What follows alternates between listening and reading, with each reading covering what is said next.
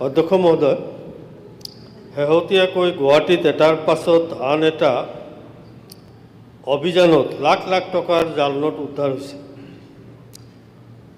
6 মাইলত 2.56 কোটি টকাৰ জাল নোট, কামাখ্যা ৰেল ষ্টেচনত 7.37 লাখ টকাৰ জাল নোট, ইয়াৰ আগত 13 লাখ টকাৰ জাল নোট উদ্ধাৰ হয়। এই ঘটনাসমূহ সুকীয়াকৈ চালে হয়তো সাধাৰণ অপৰাধ যেন লাগিব পাৰে, কিন্তু এই সকলোবোৰ ঘটনাৰ মাজত এটা সুসংগঠিত নেটৱৰ্ক থকাৰ ইংগিত দেখা গৈছে। অধ্যক্ষ মহোদয়, আটাইতকৈ চিন্তাৰ বিষয়টো হ'ল যে গ্ৰেপ্তাৰ হোৱা এজন অভিযুক্তই দাবী কৰিছে যে গুৱাহাটীত কমেও 100 কোটি টকাৰ জাল নোট ইতিমধ্যে বিয়পি আছে। এই দাবী সঁচা নে মিছা সেয়া তদন্তইহে নিৰ্ধাৰণ কৰিব, কিন্তু এনে এক গুৰুতৰ অভিযোগক চৰকাৰে সামান্য ঘটনা বুলি ক'ব নোৱাৰে। অধ্যক্ষ মহোদয়, জাল নোট দেশৰ অৰ্থনীতিত আঘাত হানে, তদুপৰি বজাৰৰ ওপৰত ৰাইজৰ বিশ্বাস কমাই তোলে আৰু অসৎ শক্তিক লাভৱান কৰে।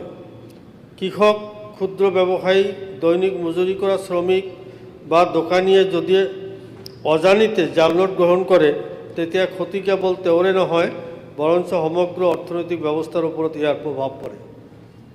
অধ্যক্ষ মহোদয়, আটাইতকৈ উদ্বেগজনক বিষয়টো হ'ল কেইদিনমান পূৰ্বে জালুকবাৰীৰ দৰে গুৰুত্বপূৰ্ণ অঞ্চলতো জাল নোট ছপা কৰা এটা কাৰখানা উদ্ধাৰ কৰা হৈছে। ছপা যন্ত্ৰ, 500 টকীয়া নোট আৰু বিভিন্ন সঁজুলি জব্দ হৈছিল। ইয়াৰ অৰ্থ হ'ল জাল নোট এতিয়া কেৱল সীমান্তৰ সিপাৰৰ পৰা অহা নাই, আমাৰ নিজৰ ৰাজধানী চহৰৰ ভিতৰতে তৈয়াৰ হ'বলৈ আৰম্ভ কৰিছে। এইটো অসমবাসীৰ বাবে এক অতি বিপদজনক সংকেত। অধ্যক্ষ মহোদয়,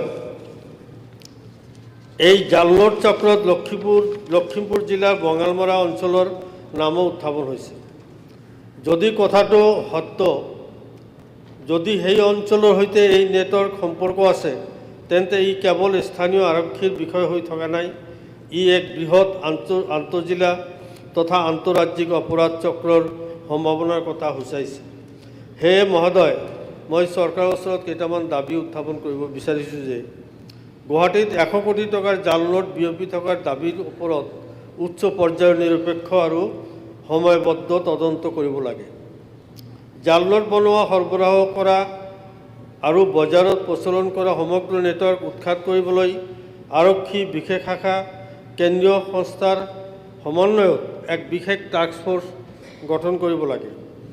যি অঞ্চলসমূহৰ নাম এই তদন্তত সন্মুখলৈ আহিছে, সেইসমূহত বিশেষ অভিযান চলাই মূল চক্ৰটো উৎখাত কৰিব লাগে। বেংক, ব্যৱসায়ী প্ৰতিষ্ঠান আৰু ৰাইজৰ মাজত জাল নোট চিনাক্তকৰণৰ বাবে ব্যাপক ৰূপত সজাগতা অভিযান চলাব লাগে। এই সমগ্ৰ বিষয়টোৰ তদন্তৰ অগ্ৰগতি সময়ে সময়ে সদনক অৱগত কৰিব লাগে, যাতে ৰাইজে জানিব পাৰে যে চৰকাৰে উক্ত বিষয়টোক কিমান গুৰুত্ব সহকাৰে লৈছে। মাননীয় অধ্যক্ষ মহোদয়, এই বিষয়ত ৰাজনীতি কৰাৰ কোনো অৱকাশ নাই। এই জাল নোট চক্ৰৰ একমাত্ৰ লক্ষ্য হৈছে দেশৰ অৰ্থনীতি দুৰ্বল কৰা আৰু সমাজত অস্থিৰতা সৃষ্টি কৰা।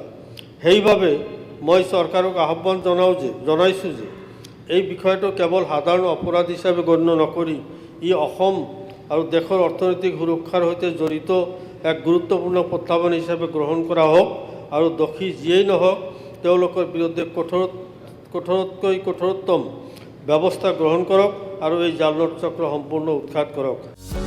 যিকোনো খবৰৰ বাবে যোগাযোগ কৰক আমাৰ এই নম্বৰত 9181 307 2221।